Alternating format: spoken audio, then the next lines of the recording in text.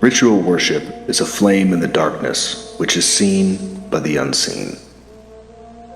The nature of divine existence and ritual worship has been debated for centuries, with many figures throughout history all proposing their own explanations of the divine.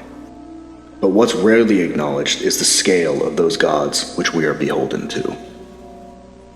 The powers of the gods are attested in the evidence our ancestors left behind. Described in sources as beings of immense power, many of the gods are described as shape-shifting, taking on great sizes and appearances, some even taking the forms of animals and men. They use their ability to move between the realms, like Odin riding Sleipnir to slip between the realms with little effort. The god Thor is said to watch over humanity, having the ability to appear in an instant when he is called.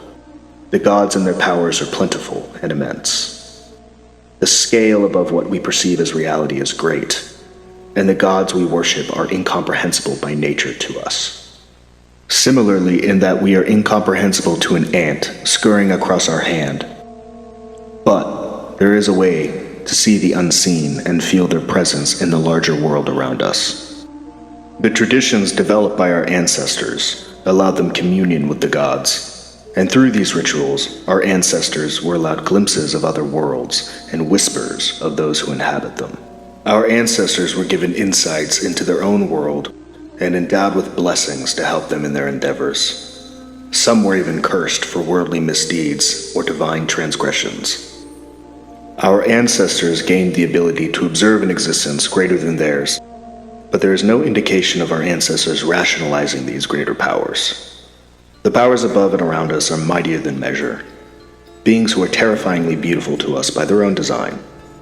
They work through the elements of the world, but they are not simply the elements of the world. They are beyond. The key to understanding the gods is not through rationalization or materialization. Understanding manifests through worship. In the Germanic tradition, divine worship served a practical function. Rituals served immediate purpose to the needs and desires of our ancestors.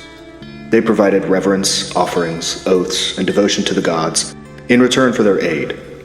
But our gods are not described as omnipotent nor omnipresent. They are living beings existing within vast and mysterious realms. The only exception for omniscience is Klískjalf, the highest point in the heavens, from which one can see across every realm.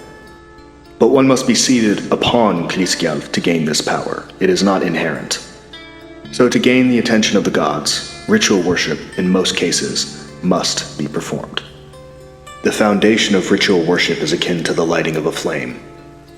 One makes an address to the god and then gives a gift. The idols of our gods are attested with great importance for achieving communion. Oxfauer sagt att han magnathi med miklum blodskap likneski Thors. And so it is said that he empowered with great sacrificial custom the likeness of Thor that was in the temple, so that the fiends spoke with him from the powerful god, and moved so that it appeared to walk around with him out of the day. And Rauther led Thor often out around the island. Some sources attest that sacrificial blood empowers the idol once anointed, making the once inanimate object a conduit for the divine. The blooding of an idol grants great power as told by our ancestors, allowing us glimpses and whispers on the wind of the great beings who move and shake our world. The ritual becomes a beacon in the dark, a signal for those that we serve, in an effort to call their divine presence to our own realm. Worship is key above all else. Through worship you will know your gods. Just light your beacon and watch what they do.